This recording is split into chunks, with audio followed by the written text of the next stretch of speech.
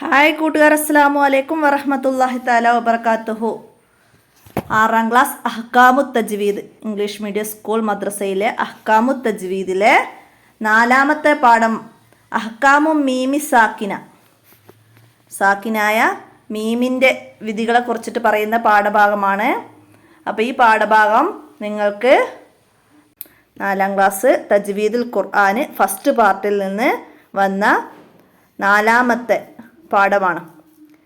അപ്പോൾ ആ വീഡിയോസിൻ്റെ ലിങ്ക് ഞാൻ താഴെ മോർ എന്ന് നിങ്ങൾക്ക് ടച്ച് ചെയ്താൽ അതിൻ്റെ ലിങ്ക് കിട്ടും, ഡിസ്ക്രിപ്ഷനായിട്ട് നൽകുന്നുണ്ട്.